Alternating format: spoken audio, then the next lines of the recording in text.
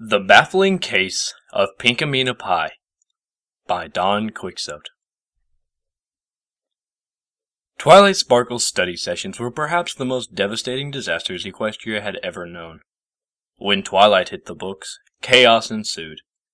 The library floor, usually clean and bare, became a landscape of clutter. Mountains of books, hills of parchment, forest of quills, and occasionally a lake of ink where Twilight knocked over an inkwell. Being a unicorn, Twilight used magic to summon whatever she needed. During her study sessions, which sometimes lasted for days, atlases and reference guides swooped to and fro like unwieldy birds. The ponies of Ponyville knew better than to enter the library when Twilight was studying. Visitors ran a real risk of getting knocked unconscious by books rocketing across the room. Fortunately for ponies everywhere, Twilight's studying was confined to the library in Ponyville, a large, hollow tree whose sturdy wooden walls kept the devastation in check. Spike, the young dragon who served as Twilight's assistant, had long since resigned himself to cleaning up after her study sessions. "It's weird," he once told his friend Pinkie Pie as he mopped up a pool of ink. Pinkie, a pony with a fluffy pink mane and a permanent smile, tilted her head to one side. "What's weird?" "Well, Twilight's usually the tidiest unicorn in all of Equestria. I think she stores up her messiness and unleashes it all at once when she studies. Shoot, I need a new mop. This one's a mess." Without hesitation, Pinkie held out a mop. Spike took it, peering at her in puzzlement. "Thanks. How did you do that?" "Do what?" "You didn't have a mop before. Where did you get one?" "I don't know." Pinkie shrugged. "You're amazing. I don't know how you do it, Pinkie." "Me neither." "It's like a superpower. You can pull stuff out of thin air and pop up in unexpected places and defy gravity and predict the future with your Pinkie sense. Can you do anything else?" "I can break the fourth wall sometimes." "You do what?" "It's called metafiction," exclaimed Pinkie, hopping up and down. Spike scratched his head. "Just don't go breaking any walls in here, okay? It's messy enough as it is. Hey, can you use your Pinkie power to help me clean up?" "It's not really something I can control," admitted Pinkie. "but I'm happy to help you, Spike. I'll just grab another mop." She produced one from behind her back. "And we'll get this done in no time." Transition. On a cool, clear morning in spring, Twilight Sparkle was finishing up one of her notorious study sessions. The library smelled vaguely of ink and old parchment, and a haze of dust was beginning to settle in the jumbles of books and scrolls, covering the floor. The door banged open, rattling the windows, and Spike burst into the library like a cannonball. "Letter! Just arrived! From the princess! Looks important. Ran all the way," he gasped, brandishing the roll of parchment. Twilight put down her book. "All right. Let's hear it, Spike, whenever you're ready." Upon recovering his breath, Spike read aloud. "To Twilight Sparkle, my most faithful student, I am sending Dusty Tomes, my trusted subject, to Ponyville on a mission of great importance. Please assist him in any way that you can. I know I can count on you, Twilight." Spike finished reading and glanced up to see Twilight standing frozen, eyes and mouth wide open. "Twilight? Dusty Tomes? I beg your pardon?" "Dusty Tomes!" she shrieked. Spike rolled up the letter. "I don't get it." Snapping out of her daze, Twilight dashed up to the nearest cupboard and flung open its doors. An avalanche of cleaning supplies tumbled into the room. "This is an emergency! Spike, get the books back on the shelves! Put away the parchment and quills! Stat! Code red, Spike! This is not a drill!" Repelled by Twilight's magic, a broom, dustpan, and two feather dusters zoomed around the library. Spike ducked as the dustpan flew over his head. "Who's Dusty Tomes?" he asked. The broom, dustpan, and feather dusters fell to the floor with a clatter. "Spike," Twilight said, gazing at Spike in astonishment. "You've been my assistant for how many years now?" "The name's familiar." "That's right, he wrote a bunch of books. They're kept on that shelf." He pointed to an empty bookshelf and added, "Well, they're usually kept on that shelf." Twilight sat down, suddenly calm. "Professor Tomes is my childhood hero, Spike." She spoke wistfully. "I can't believe I never told you about him. He's Equestria's greatest scholar, scientist, mathematician, philosopher, historian, linguist, literacy critic. There's nothing he doesn't study. Let's see if I can find any of his books." Using magic, Twilight sifted through a heap of books on the floor and tossed several in Spike's direction. He picked them up and read the titles out loud.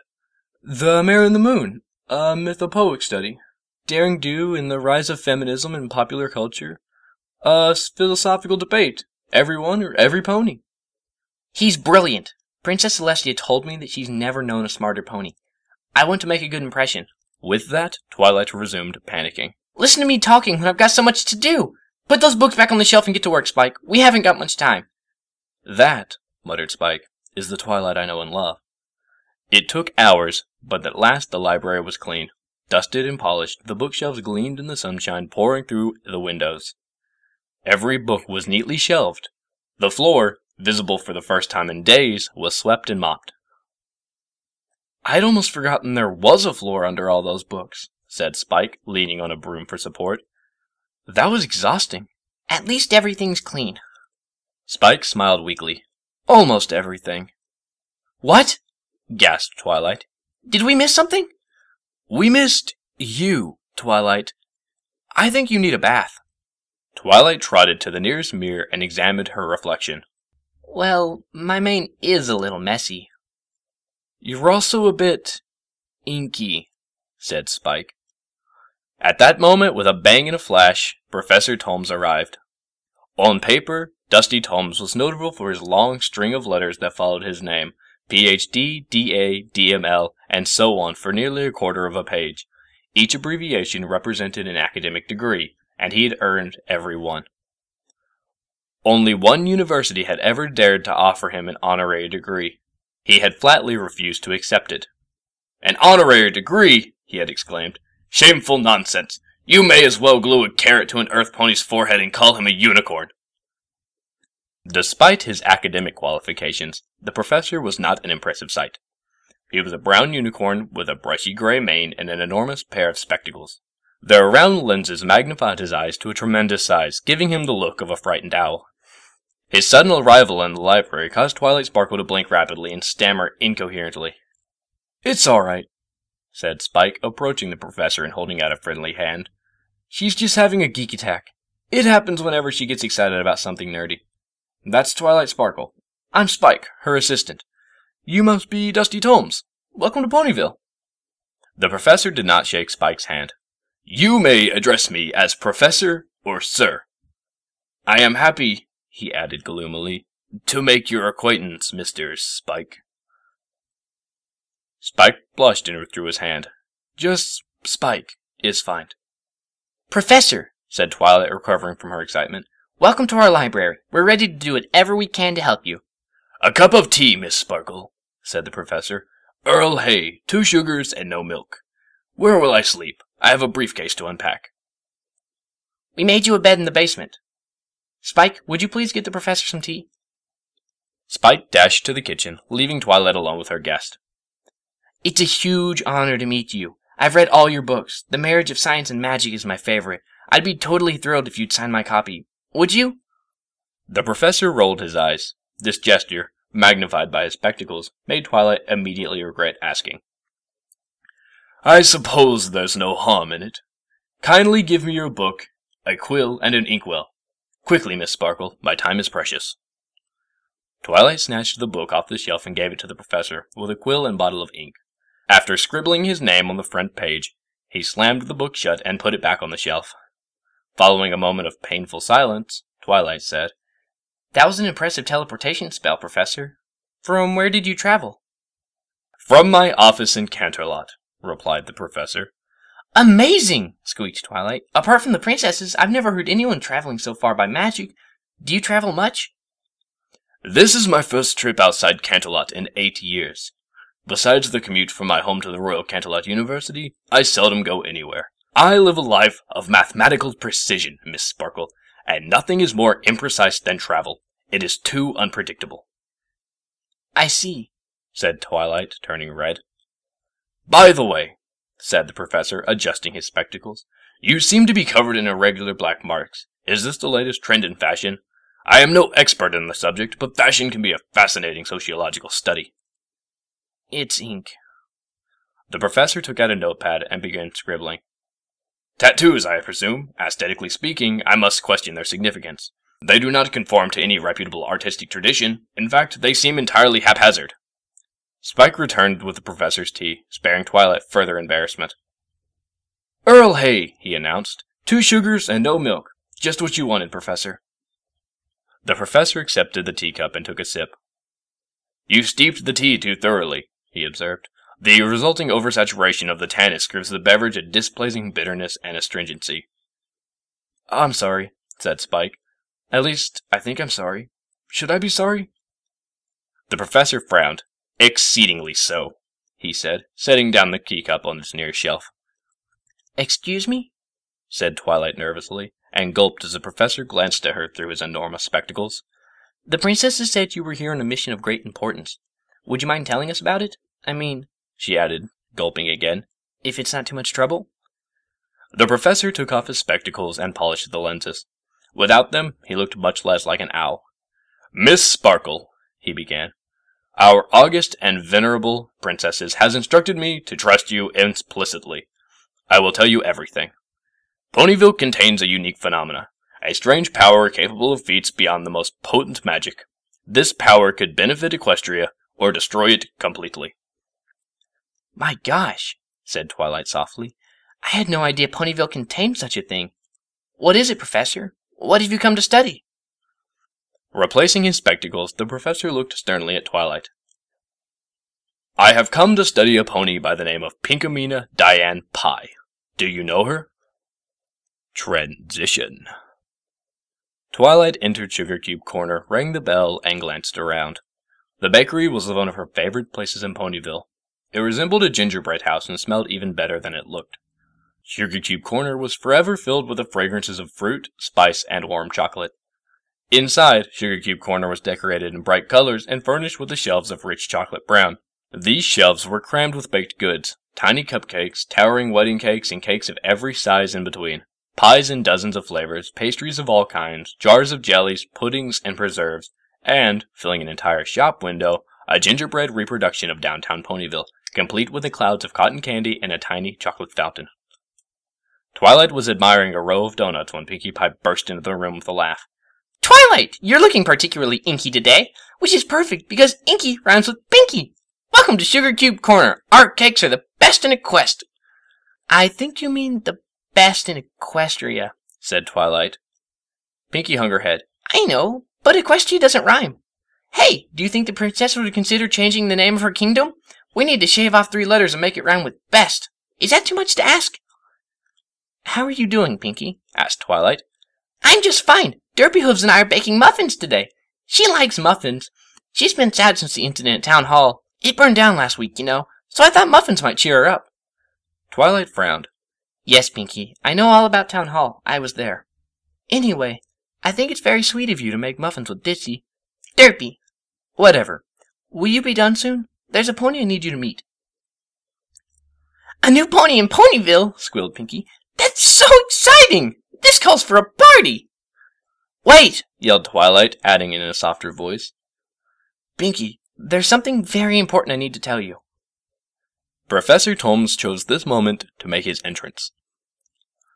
Wow, said Pinkie, leaning over the bakery counter to get a closer look. That's the largest owl I've ever seen! The professor winced. You must be Miss Pie. It talks! Exclaimed Pinkie. That's amazing! Pinkie, this is Professor Tolmes. He's a unicorn from Canterlot, and he's here to ask you some questions. Pinkie gasped. This is a new pony? That's it! Time to party! Time to party! With that, she fired a cannon. The professor shut his eyes against the blinding flash. When he opened them, he was astonished to see the bakery adorned with bright streamers and balloons. Confetti fell in a gentle shower. The impossible cannon had disappeared. Fascinating, he murmured, brushing the confetti from his spectacles. Miss Pie, did the blast of your cannon decorate the interior of this bakery? It sure did, said Pinkie. How? It's a party cannon, silly.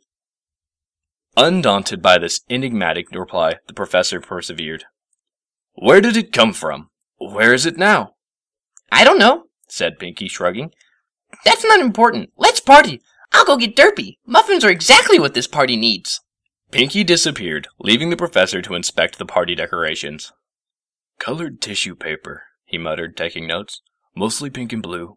Ditto balloons. Streamers affixed to the wall with taffy. Unorthodox. Professor? Asked Twilight, nudging him. Make yourself useful, Miss Sparkle, said the professor gruffly. Kindly search for the cannon. I wish to examine its inner mechanisms. It's gone, said Twilight. The professor stamped, raising a cloud of confetti.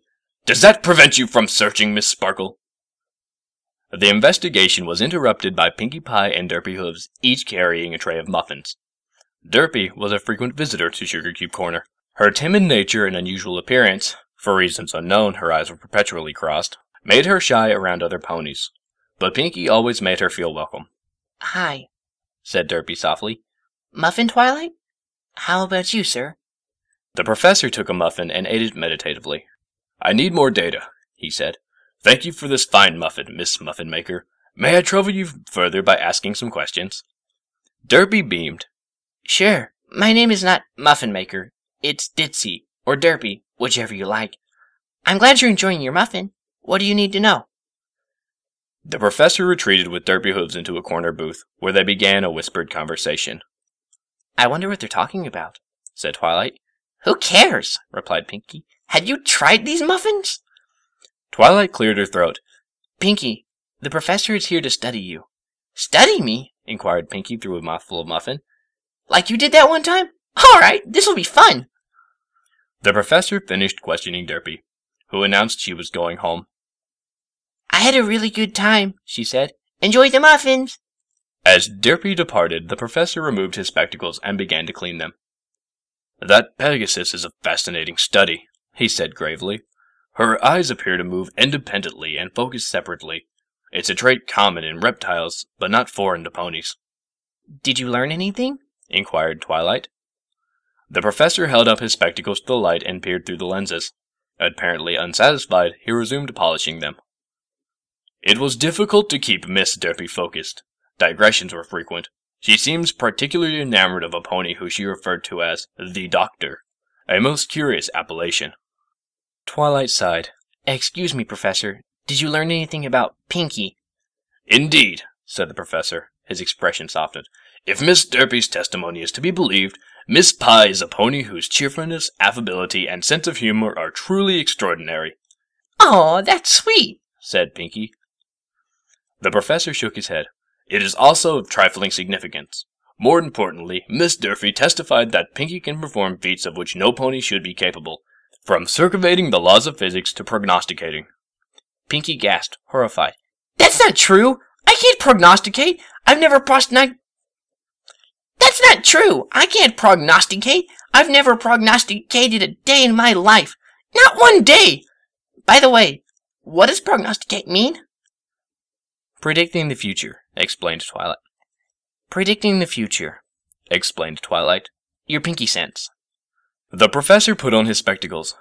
Miss Sparkle, I need to borrow your laboratory. I must observe Miss Pie in a controlled environment. Wait a moment, Professor. Twilight paused, choosing her words carefully. I don't think this is going to work. I tried studying Pinkie. Specifically, I tried to figure out her Pinkie sense. I mean, her powers of prognostication. Nothing worked, not even the lab.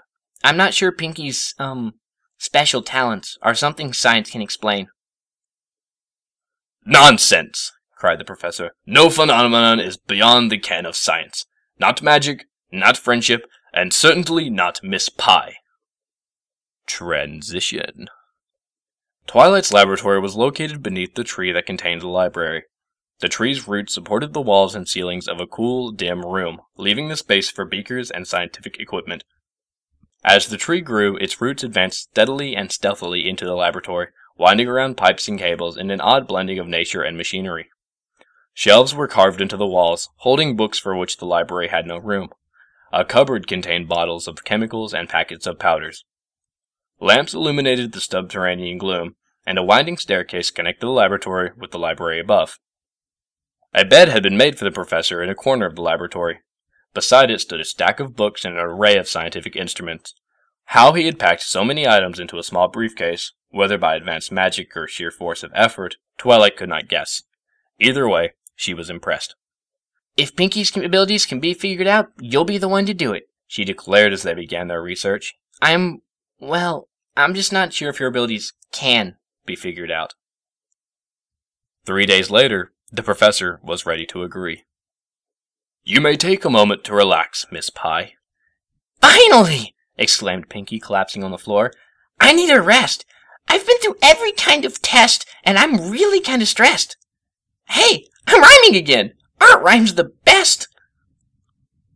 3 days of research, said Twilight, taking a seat next to Pinky. Professor, I don't want to disappoint the princess, but hadn't we better think about calling it quits? We're not making any progress. I've learned it's sometimes simply best to just accept the things I can't understand.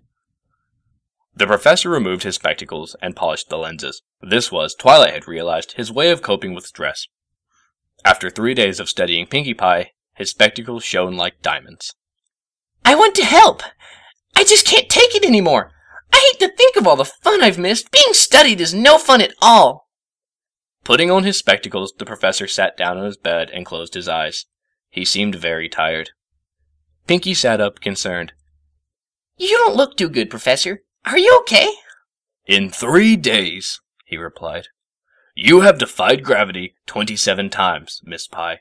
You have made 13 appearances in places where it was not physically possible for you to appear. You have accurately predicted 31 future events. You have burst spontaneously into song twice, produced 14 items out of thin air, and made 17 pronouncements supporting the metaphysical doctrine of the subjective idealism.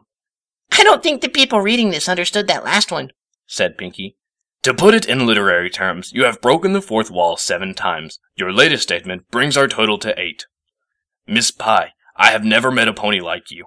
Your case baffles me. As a philosopher, a scholar, and scientist, I simply do not know what to make of you.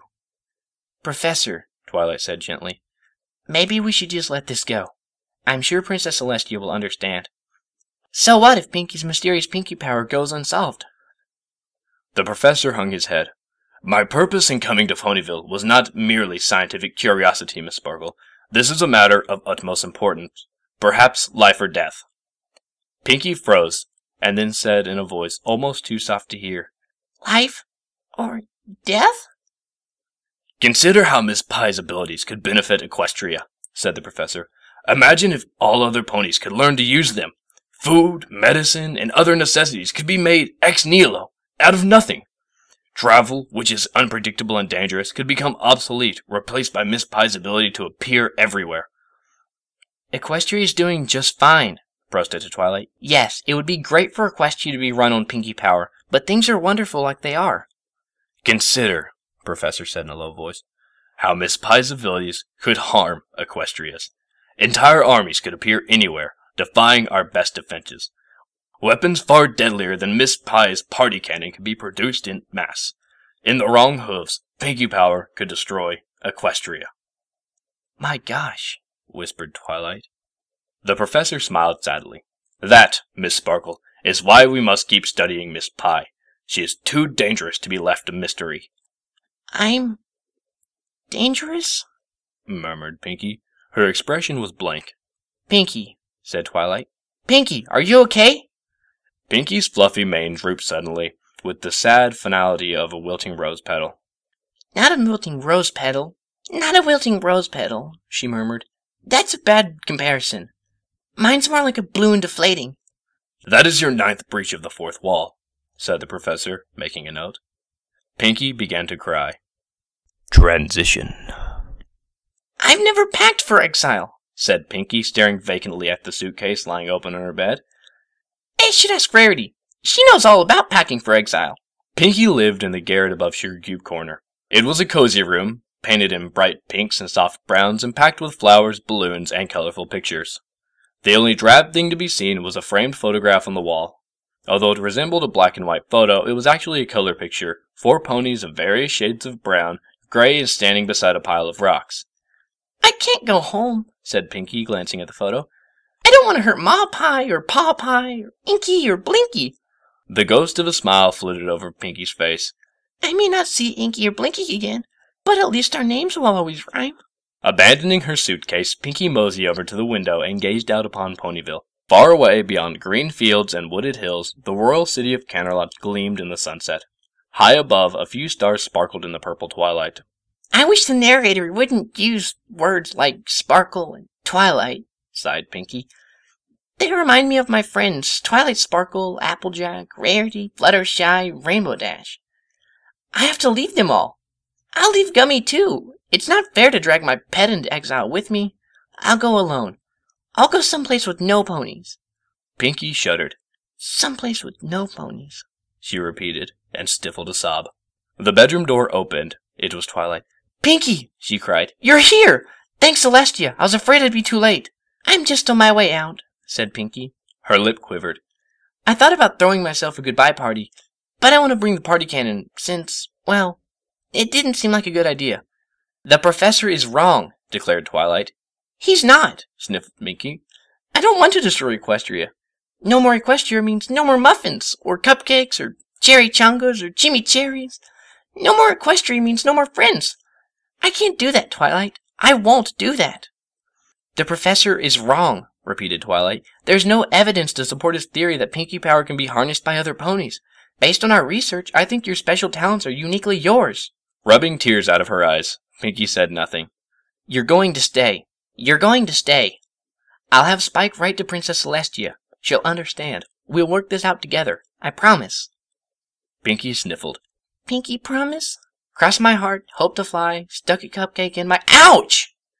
Twilight had a very poor hoof-eye coordination. In performing the motions that always accompanied a Pinky promise, she had stuck her hoof, which is quite a bit more painful than a cupcake, into her eye.